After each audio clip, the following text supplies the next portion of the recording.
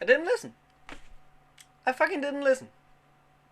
I have been warned several times, but I didn't listen. No. I kept being told, you shouldn't review Sonichu. And I thought, pussies.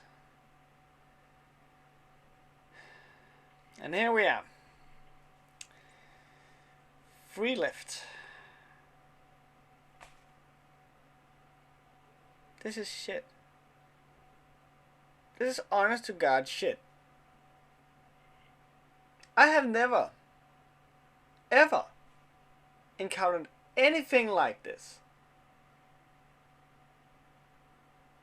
This is the button, ladies and gentlemen. This is really the webcomic button. I don't think you can get any further down than this. So follow me as we descend into webcomic hell of Sonichu with volume 7.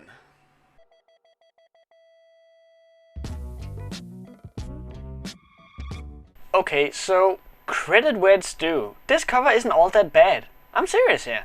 I mean, we got some 7 Pokeballs, that psychic Sonichu, a clock, and all these pictures of Christian. In fact, I dare say it looks halfway decent. That's until you see the picture of Christian getting his rape face on. So we open to what I can only assume is right after the last volume ended, where Christian, Megchan, and Bionic are in the basketball gym, and apparently Bionic is now dating Megagi. Megagi enters and says, "Hey B-Hawk, are ya ready for paintball and lab potion? I'm ready for a big mess." The fuck? Seriously, what the fuck? I know I'm a 20-year-old man with my head in the gutter, but am I the only one misunderstanding that one? Fucking ew! Anyway, Bionic and the skunk leaves, and Bionic says, "You smell good. What's that?" That, my friend, is a skunk. The most commonly known animal that is known for smelling bad. Christian gets emotional from this, and Megchan asks if he's alright, to which he replies, "Only a minor irritation."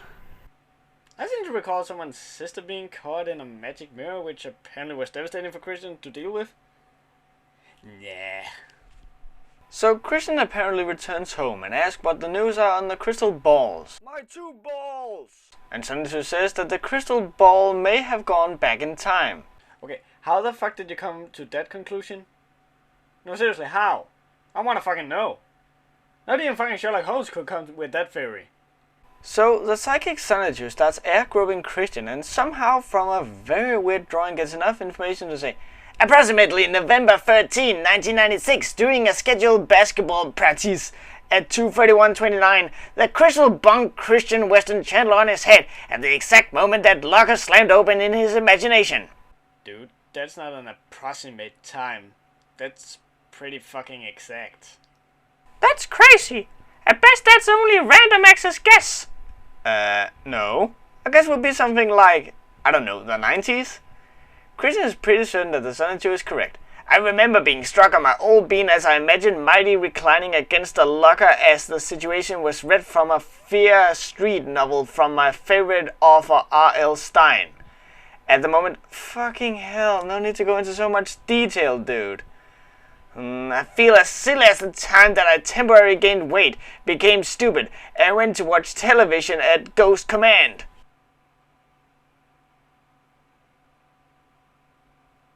Now here's the try for the extra point, and the kick is good. Moving right along, cause I feel that joke was too easy and I might be walking into a trap, Christian then moves on to say that the upcoming bit is a sketch he fully approves McFarlane uses.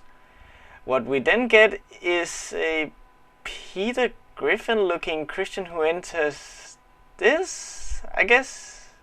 He gets transported into space where there's ghosts, and he gets dressed into a jumpsuit and lands in a car with a face, and we then clip to the psychic Sonichu saying that he can take them back into the past. Just before they go, the Peter Griffin Christian comes in and asks if he can borrow Christian's clothes. "Sure, no problem, Sammy. We may need you for another sketch in the future anyway.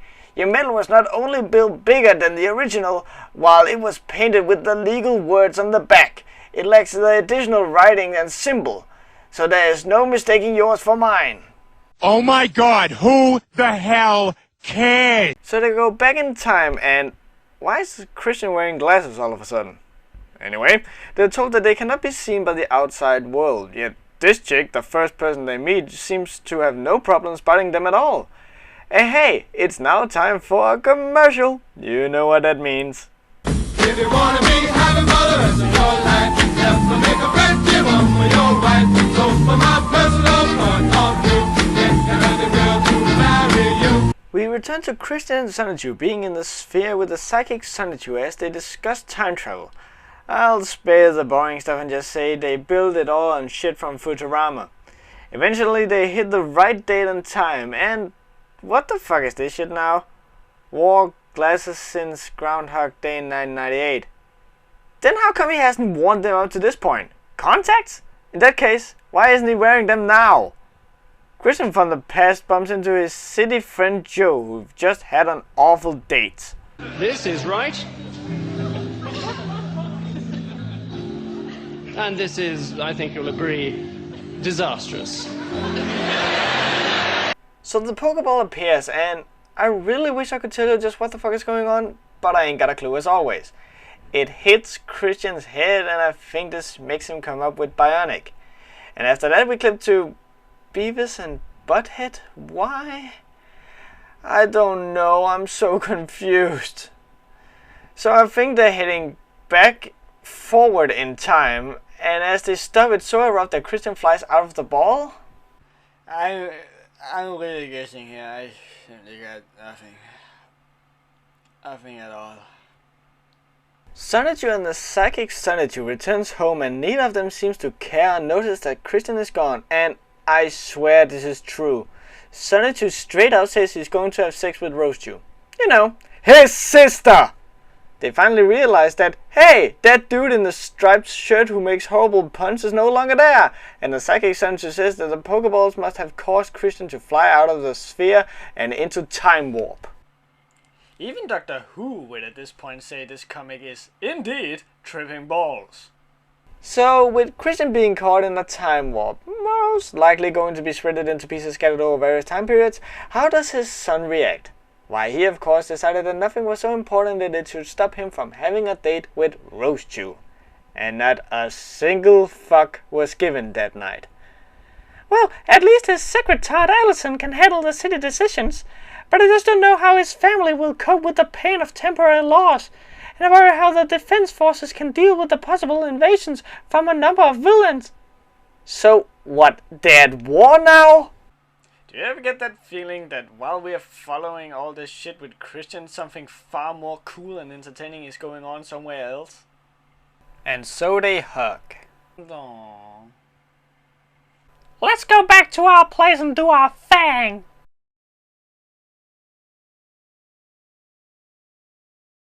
Oh, I love you, Rosechu, and your seductive ways. How in the fuck was that seductive?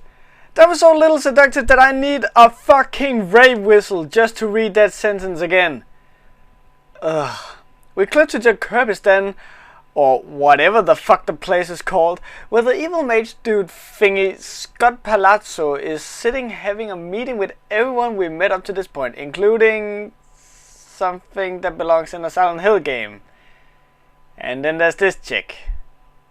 I suppose it's Marilee Walsh, but I don't remember her having long grey hair and boobs growing out of her collarbones. And of course, she knows that already Christian has fallen into another dimension. Either they have incredible good spies, or Christian's one of those people who tweets and Facebooks about everything. Meanwhile, in the time void, Christian is... fuck it, he's flying and pooping a lot. What the fuck do you want from me? And so the comic ends with Christian hearing all kinds of voices in his head. Hopefully one of them is telling him to end this fucking comic. Okay. Only 2 more. Oh god, it's going to be nice to get rid of all this bullshit. I mean, we've read over 7 comics now. Exactly what have we accomplished so far? About as much as Rebecca Black ever will. I'll see you guys at the next Webcomic Relief. Take care. Wait. What's going on? actually sounds like porn music. Oh god, no. Oh hell no!